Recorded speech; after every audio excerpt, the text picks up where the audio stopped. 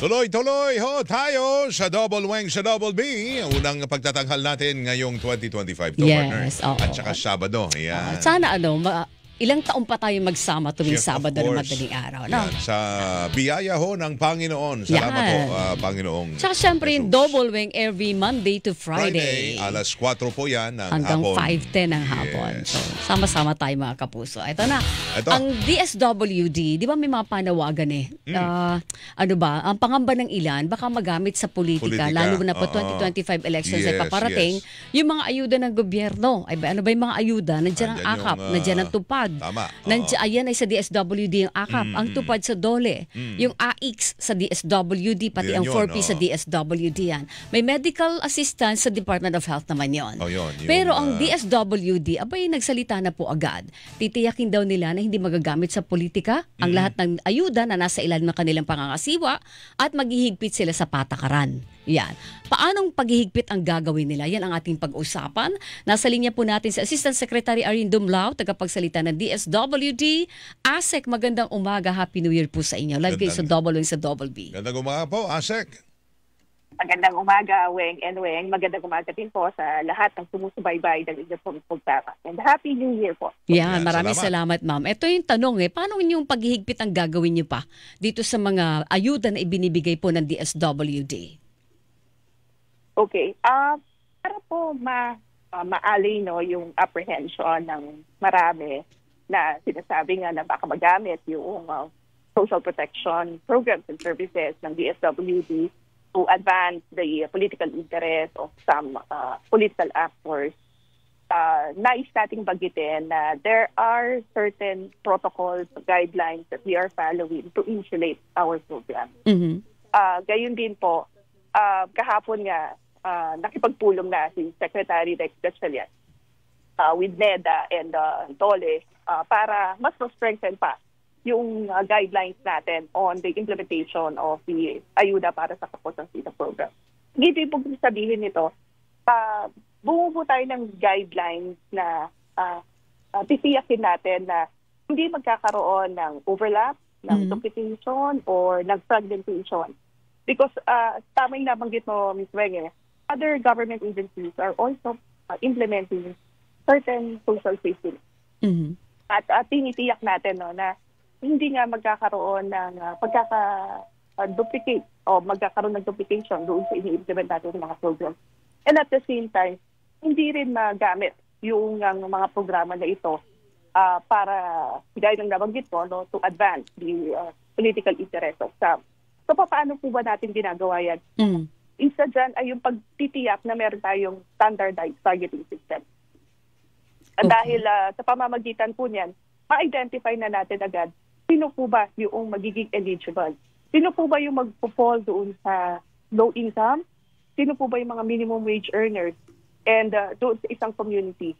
Para matukoy din natin, ano ba yung mga kailangan ng mga requirements o mga dokumento na dapat po nilang isumite. In that way, hindi po, makakatiyak po tayo na hindi po mga barangay officials o sino man yung magtutukoy ng mga benepisyaryo para sa mga programa at serbisyo na ibini-implement ng iba't ibang mga ahensya ng ating pamahalaan. So that's one way of ensuring na wala pong ibang kamay ang tutukoy ng mga benepisyaryo. Pangalawa naman po, on the part of the DSWD, we make sure, this is actually part of our guidelines, we make sure na yung mga social workers natin are doing or conducting validation and assessment.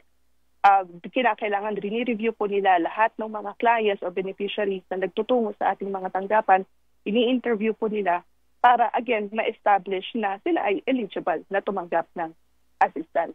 So while we are ensuring na merong pong maayos na coordination with the local government units and other local officials para sa maayos at epektibong pagpapatupad ng mga programa natin, tinitiyak din po natin na hindi po sila magkakaroon ng participation in identifying yung pong mga eligible beneficiaries. Okay. Asek, sige partner, go ahead. Gusto ko malaman, ngayong, para bang ngayon lang tayo naglabas ng paghihigpit? Ibig sabihin ba noon, nung mga nagdaang buwan, maraming mga nakakita na yung mga politiko pa ang nanguna sa pag-distribute, di ba? Ng AKAP program, meron bang pagkakamali doon na ginawa ang DSWD at naging parang maluwag sa pamimigay ng pera? Actually, when yung sinabi ni Secretary na paghihigpit o pag-strengthen ng guidelines natin, ito actually yung nabanggit po na tinitiyak natin na hindi magkakaroon nga ng mga overlaps o mga duplication by having a unified or standardized targeting system. Kasi sabi ko nga, di ba, may mga ibang programa rin po ang iba't ibang ahensya ng pamahalaan at iniiwasan nga po natin na magkaroon ng duplication. Tumanggap ka na dito sa programa na ito and then tatanggap ka na naman po dito. So that's one way of strengthening yung nga pong programa. Ini-strengthen din natin to make sure na nag-a-align siya doon sa social protection plan. Doon sa naka-align doon sa development plan ng ating pong bansa. Opo. Na nagsasabi nga po dapat makabuo tayo ng resilient community. At kinakailangan, sabi nga ni Secretary Rex kahapon, kinakailangan na when we strengthen our guidelines, titiyak natin na itong tinatanggap under AKAP ay hindi lamang po magiging one-time assistance. Dapat po magkaroon din ng complementary intervention para mas maging resilient po yung mga tumatanggap ng tulong na ito. Para hindi po paulit-ulit nabibigyan ng tulong with the same economic risk that they are facing or encountering. Okay. Yung pong, partner, dagdagan ko lang, yung pong mga nabigyan ng AKAP cash assistance, 5,000 ho ata yun, sila ho ba ay pwedeng mag-guarantee ng DSWD na yung mga tumanggap, itong mga nagdaang buwan ng AKAP ay hindi ho sila miyembro ng 4Ps, hindi ho sila tumanggap ng tupad, ng anumang o ng AIX. Yes. One time o maaring meron ho doon ay No, nakalusot. allowed 'di ba sila every halimbawa 3 months another crisis sa pamilya? 'Di ba allowed ASEC after a certain period? Tama po iyan. Subject to the assessment of our social workers. Oo. Pero pwede po silang mabahaginan ng iba pang mga interventions. Yes, tama po kayo, Ms. Weng. O pwede kasi na tumanggap ka ng AKAP to, again, caution the impact of the economic crisis. So, ngayong buwan tumanggap ka and then the following month, naka-encounter po yung pamilya mo ng matinding crisis o ng emergency na sa hospital, may namatay. So, even if meron ka nga pong pinagkukuhanan ng kita, all your resources will be exhausted because you have to respond to that family crisis. So, meron pong ibang intervention na maaring ma-avail. Isa nga po yan yung doon sa AI. hindi ba duplication nun, ASEC? Magkaiba po kasi yung objective nung pagbibigay natin ng social assistance. So, hindi po. Again, the overall goal kasi there is to ensure na maprotektahan yung individual from adverse shocks or emergencies para hindi po siya mag-fall o bumaba doon sa poverty trap na tinatawag. Okay, pero doon ho sa mga nabigyan na ho ASEC ng AKAP, yung mga nagdaang buwan, marami tayong nakita ho ron, paano bang mag-guarantee ng DSWD, ASEC, na lahat ho yun ay legit? Legit na talagang sila po ay kapos ang kita. Kasi nakita natin, libo-libo yung mga pumunta sa isang venue Para bang, ang bilis ng pamamahagi. Talagang manggagawa sila, di ba? We're not sure kung talagang manggagawa. You have to be. Tapos, so, kaya gusto natin malaman, legit ba ho sila? Pwede ba, may nag-text dito, pwede bang gawing public ang mga names ng mga nabigyan na ho ng AKAP? Wait lang, baka may data privacy issue doon. Hindi, pero kung public fund ho yan, paano yan? Yeah, actually po, lahat ng mga beneficiaries natin na tumanggap ng tulong under the Ayuda para sa Kapos ang Kita program ay sumailalim sa verifikasyon, sa validation, and then assessment of our social workers. Doon pa lang sa validation, meron na silang pagkakataon na i-prove kung sila po ba ay kabilang nga doon sa minimum wage earner sector. May mga certificates po of employment. Previously, may mga payslip pa na ipinrepresent doon sa ating pong mga staff to establish the fact that they really are part of that sector. And then, kinapos lang mo sila. Kapag validation, kapag nagpatawag na po noon ng payout activities yung ating pong ehensya, nandun uli yung mga social workers natin, and then kinakausap, ini-interview, ina-assess po muli ng ating pong mga staff. Okay, so ASEC, pwede ho mangyari na nabanggit nga kanina na maaring may na-experience ang emergency ang pamilya, pwede ho mangyari na yung mga 4Ps ay pwedeng beneficiary din at that particular moment or time na kinampuso sila, pwedeng mabigyan, qualified sila for AKAP. O maaari din pong makatanggap sila ng AKAP, Sir Weng. Dahil nga, again, magkaiba po kasi yung objective ng mga interventions na yon. While they are both social safety nets, but yun nga pong 4Ps kasi, again, that is an investment in human capital, particularly in the education and health of the children beneficiaries. It's very possible that one member of the 4Ps household ay tumatanggap po o kabilang sa minimum wage earners po natin. And then, maaari po siyang mag-qualify kasi affected rin po siya ng inflation. So, yes, it is possible. But again, subject to assessment of our social work. Yes. Tanong lang, malapit na po ang campaign period. Ano ang plano ng DSWD do sa lahat ng mga ayuda na ipinamimigay po ninyo? Will you hold off sa pamamahagi nito o ilalamsam nyo prior sa campaign period para hindi maputol yung ayuda? Yeah. Like in the previous years, Ms. Weg, tayo po ay nag-request sa COMELEC ng exemption and the disbursement of public funds, especially for itong mga programa na ipinapatupad ng DSWD like the AIX nga po. Dahil alam naman natin yung mga emergencies, wala pong pinipiling panahon. Kung kaya nga po, dapat magpatuloy yung pagbibigay natin ng tulong sa mga kababayan natin na nakakaranas nga po ng shocks o ng mga disasters. Approved na po and emergencies ng COMELEC? I'll have to check with our legal service kung kumusta na yung ipinapsa po natin na request for exemption. Pero kung kayo ang masusunod, gusto niyo tuloy-tuloy even during the campaign period at election period? Opo, Ms. Weng, kasi yung pagpapahatid natin ng tulong sa mga kababayan ay sabi nga po natin wala naman po pinipili na panahon. Lalo pa na yung may banta ng climate change, yung mga disasters at emergencies, hindi po natin talaga ma-predict kung kailan magaganap.